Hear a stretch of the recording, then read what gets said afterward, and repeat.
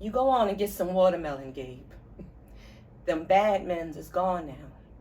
Okay, Rose. I'm gonna get me some watermelon. The kind with the stripes in it. Why, Troy? Why? After all these years, you come dragging this into me now? It don't make sense at your age. I could have expected this 10, maybe 15 years ago, but not now. Age ain't got nothing to do with it, Rose.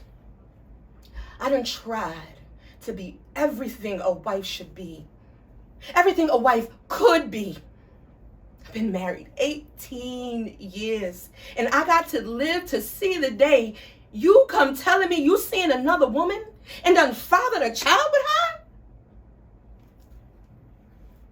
And you know, I ain't never wanted no half nothing in my family. My whole family is half.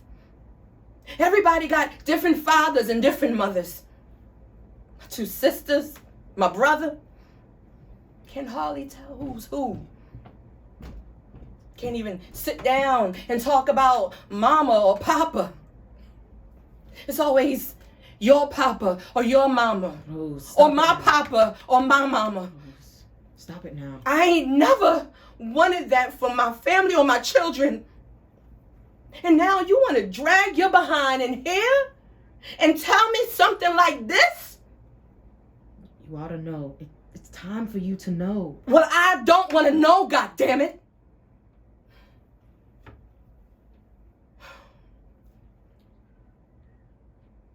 Well, I can't make it just go away. It's done now. I can't wish the circumstance of the thing away. And you don't want to either. Maybe you want to wish me and my boy away. Maybe that's what you want. But you can't wish us away. I've got 18 years of my life invested in you. You would have stayed upstairs in my bed where you belong. Rose, now listen to me. We can get a handle on this thing. We can talk this out, come to an understanding. Oh, all of a sudden it's we? Where was we at when you was down there rolling around with some godforsaken woman? We should have come to an understanding here before you started making a fool of yourself. You were $1 late and a day short when it comes to understanding with me.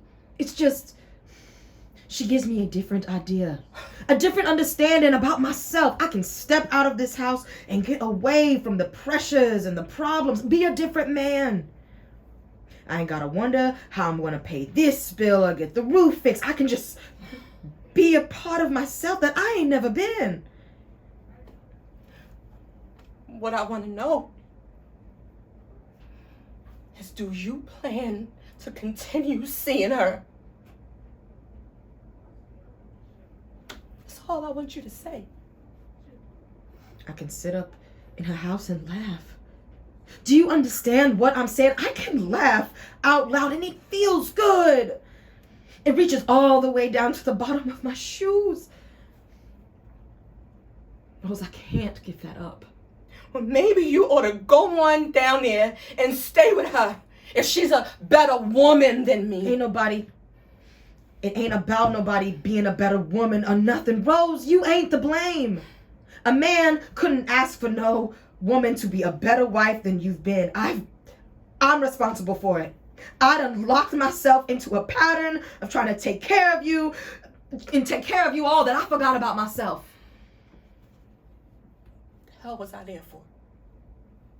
That was my job, not somebody else's. Rose, I done tried all my life to live decent, to live a clean, hard, useful life. I tried to be a good husband to you in every way that I knew how, but maybe I come into the world backwards. I don't know. But you born with 2 strikes on you before you come into the play. You got to guard it closely. Always looking for the curveball on the inside corner. You can't afford to let it get past you. Can't afford to call another strike. If you going down, you go down swinging. Everything lined up against you. What you gonna do? I fooled them, Rose. I bunted. When I found you and Corey and a halfway decent job, I was safe. Could nothing touch me. I wasn't going to strike out no more. I wasn't going to go back to the penitentiary. I wasn't going to lay in the streets with no bottle of wine. I was safe. I had me a family, a job. I wasn't going to let that last strike. I was on first, looking for one of them boys to knock me and to take me home. You should have stayed in my bed, Troy. When I saw that gal, she turned up my backbone. And I got to thinking that if I tried, I just might be able to steal second. Do you understand? After 18 years, I wanted to steal second. You should have held me tight. You should have grabbed me and held on. I stood on first base for 18 years and I thought, well, God damn it, go for it. We're not talking about baseball. We're talking about you going off to lay in bed with another woman and then bring it home to me. That's what we're talking about. We're not talking about no baseball. Rose, you're not listening to me. I'm trying the best I can to explain it to you. It's not easy for me to admit that I've been standing in the same place for 18 years. Well, I've been standing with you. I've been right here with you, Troy. I got a life too. I gave you 18 years of my life to stand here in the same spot with you. Do you think I ever wanted other things? You think I ever had dreams and hopes? What about my life? What about me? Don't you think it ever crossed my mind to want to know another man? That I wanted to lay up somewhere and forget all about my responsibilities. That I wanted someone to make me laugh so I could feel good. You're not the only one. You're not the only one who's got wants and needs. But I held on, Troy. I took all my feelings, my wants, and my needs, my dreams, and I buried them inside of you. I planted a seed and watered it and waited and prayed over it. I planted myself inside of you and wanted it to bloom. And it didn't take no 18 years to find that the soil was hard and rocky and it wasn't never gonna bloom. I held on to you, Troy. I held you tighter. You was my husband. I owed you everything I had.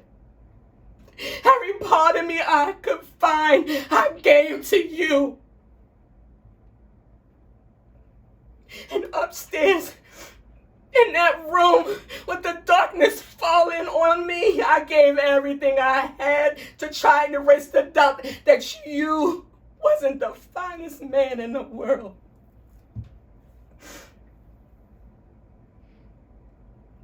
And whenever you was going, I wanted to be there with you. Because you was my husband.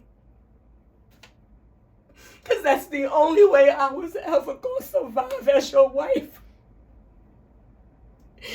And you always talking about what you give and what you don't give. But you take too. You take, and you don't even know that everybody else is giving.